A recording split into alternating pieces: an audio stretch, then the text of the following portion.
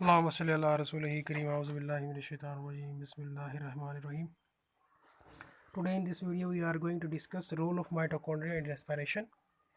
जैसा कि आप फोर्थ चैप्टर में पढ़ चुके हैं कि माइटोकॉन्ड्रिया को पावर हाउस ऑफ सेल्स कहा जाता है। तो इसको हम आज डिस्कस करते हैं कि इसको क्यों पावर हाउस ऑफ सेल कहा जाता है। जी, तो इसका स्ट्रक्चर थोड़ा सा देख लेते हैं। 23 पेज पर एरोबिक रेस्पिरेशन के अंडर हम ये टॉपिक रीड कर रहे हैं, पढ़ रहे हैं। ये इसकी दो मेम्ब्रेन है, एक आउटर मेम्ब्रेन है और एक इनर मेम्ब्रेन है। जो इनर मेम्ब्रेन है वो अंदर की तरफ फोल्डिंग बना के एक छोटा सा जो है एक फोल्डिंग बनाती है जो कि क्रिस्टी कहलाती है। इनर जो फोल्डिंग है यहीं पर बहुत सारे रिएक्शन होंगे और यहीं पर कि कीमियोस्मोसिस के प्रोसेस होंगे।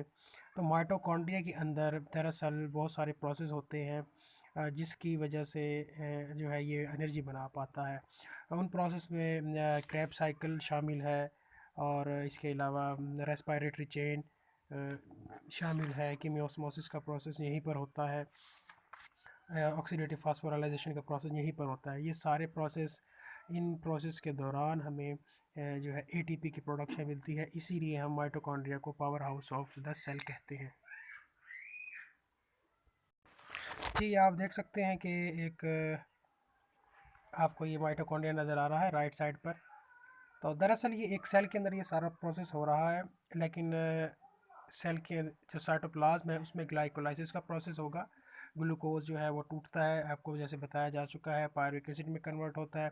वो पायरुविक एसिड फिर एंटर हो जाता है क्रैब साइकिल में। क्रैब साइकिल में एज इट इज़ पायरुवेट दाखिल नहीं होगा, इसके अंदर से CO2 रिमूव होगी, एसिटाइल CoA बनेगा और फिर वो क्रैब साइकिल में ये जो है वो एंटर हो जाता है, यानी कि माइटोकॉन्ड्रियल मेम्ब्रेन में एंटर हो जाएगा। ये क्रैब साइकिल है। फिर क्रैब साइकिल से जो एनर्जी है NADH की फॉर्म में वो आगे ट्रांसफ़र हो जाती है इलेक्ट्रॉन ट्रांसपोर्ट चेन में, जिसको हम कीमियोस्मोसिस भी कहते हैं, और यहीं पर ऑक्सीडेटिव फास्फोराइलेशन का प्रोसेस होगा। ये तमाम प्रोसेस क्रैब साइकिल से लेकर इलेक्ट्रॉन ट्रांसपोर्ट चेन तक, ऑक्सीडेटिव फास्फोराइलेशन तक, इस तमाम प्रोसेस के दौरान एनर्जी पैदा होती है, जिस एनर्जी को फिर एक जो ऑर्गेनिज़म है उसका सेल जो है वो यूटिलाइज़ करता है मुख्तलिफ़ फंक्शंस को परफॉर्म करने में। तो ये ओवरव्यू है माइटोकॉन्ड्रिया की इम्पोर्टेंस का इन एरोबिक रेस्पिरेशन। जी, आप जान चुके हैं अभी कि माइटोकॉन्ड्रिया क्या है और उसका स्ट्रक्चर भी देख चुके हैं, तो अब थोड़ा सा इसको रीड आउट कर लेते हैं। माइटोकॉन्ड्रिया आर लार्ज ग्रैनुलर और फिलामेंटस ऑर्गेनेली। फिलामेंटस ऑर्गेनेली है, फिलामेंट की तरह नज़र आएगा under microscope. They are distributed throughout the cytoplasm. Cytoplasm के अंदर ये डिस्ट्रीब्यूट हुए होते हैं, प्लांट सेल हो या एनिमल सेल हो। ये भी बात याद रखनी है कि एनिमल और प्लांट सेल दोनों में ये मौजूद हैं। Each mitochondria is made up of 2 membranes, जैसे कि आपको विजुअलाइज करवाया जा चुका है। द आउटर एनक्लोजिंग मेम्ब्रेन है और फिर इनर मेम्ब्रेन है जो कि अंदर की तरफ फोल्ड होकर क्रिस्टी बना देती है। This cristae extend into the interior of the mitochondria, और ये अंदर की तरफ उभरी हुई है, बड़ी हुई है। फंक्शन क्या है इसका? Mitochondria are involve in cellular respiration. वो जो आपको एक लास्ट पिक्चर दिखाई है जिसमें क्रैब साइकिल हुआ है, रेस्पिरेटरी चेन हुई है, केमियोस्मोसिस का प्रोसेस हुआ है, ग्लाइकोलाइसिस हुई है, ये सारी सेलुलर रेस्पिरेशन का हिस्सा हैं ये चीज़ें।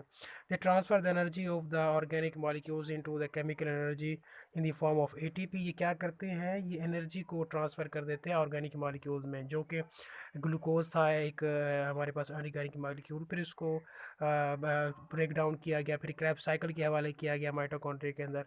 इस तरीके से उससे एनर्जी ले ली गई और उस एनर्जी को जो है वो स्टोर कर दिया गया ATP की फॉर्म में। ATP का मॉलिक्यूल बना लिया गया। तो ATP का मॉलिक्यूल बना। Mitochondria have a large battery of enzymes and coenzyme. Mitochondria के अंदर बहुत सारे एंजाइम्स हैं, कोएंजाइम्स हैं, जो कि मिलकर काम करते हैं ATP बनाने के लिए। These enzymes and coenzymes slowly release energy. धीरे धीरे ये एनर्जी को रिलीज़ करते हैं, ब्रेक डाउन के प्रोसेस होते हैं, ऑक्सीडेशन होती है, रिडक्शन होती है,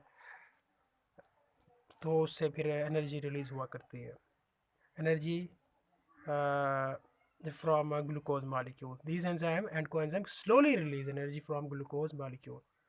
तो ग्लूकोज मालिक्यूल से सिर्फ ये मुराद नहीं है कि ग्लूकोज का एक मालिक्यूल टूटा और पायरुवेट बन गया। पायरुवेट भी दरअसल हम कहेंगे कि ये क्योंकि ग्लूकोज से बना है तो फिर आगे पायरुवेट से हमने एनर्जी अगर हम ले रहे हैं तो दरअसल वो ग्लूकोज से ही ले रहे हैं। तो आपने जब तक हमें एक ग्लूकोज से आखिर तक हम उसकी सारी एनर्जी नहीं ले लेते तो वो सारी जो एनर्जी हम लेंगे उससे एक प्रोसेस से वो दरअसल वो ग्लूकोज ही की एनर्जी है, चाहे वो मॉलिक्यूल्स पायरुवेट की सूरत में बनकर क्रैब साइकिल के हवाले हो जाएं और फिर उससे NADH बने और आगे सारे प्रोसेस के ज़रिए हमें ATP मिले। तो these enzyme and coenzyme slowly release energy from glucose molecule. This energy is use for many cellular functions. फिर ATP सेव कर ली जाती है और बहुत सारे फंक्शन उससे परफॉर्म किए जाते हैं। Thus mitochondria are the power house of cell. इसीलिए हम क्या कहते हैं कि माइटोकॉन्ड्रिया जो है ये power house of the cell है।